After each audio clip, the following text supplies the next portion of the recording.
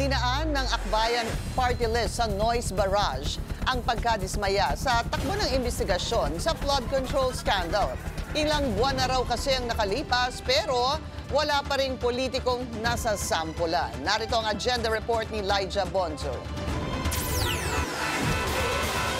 Umalingaw-ngaw ng busina, tambol at protesta sa isang kanto sa EDSA. Daing nila, tila puro sirkus na lang ang nangyayari sa mga pagdinig sa flood control scandal.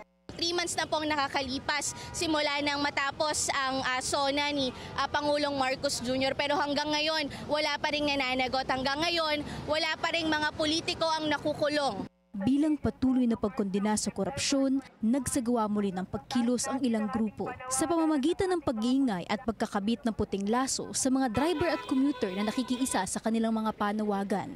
Mapabata, matanda, kahit pa mga tsuper na nasa gitna ng pamamasada. Ang puting ribbon po ay sumisimbolo sa katapangan din ng ating mga kabataan at ordinaryong Pilipino na walang tigil.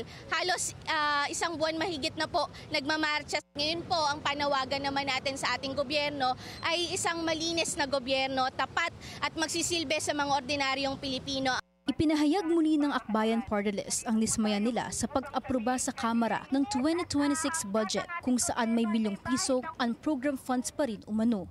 Patuloy rin daw ang pagkatok nila sa ICI na buksan sa publiko ang mga pagdinig nito. Isang countdown ang lingguhang pagkilos na ito sa gaganaping trillion peso march sa EDSA People Power Monument sa darating na November 30 kasabay ng Bonifacio Day. Para sa agenda, Elijah Bonzo, Billionaire News Channel.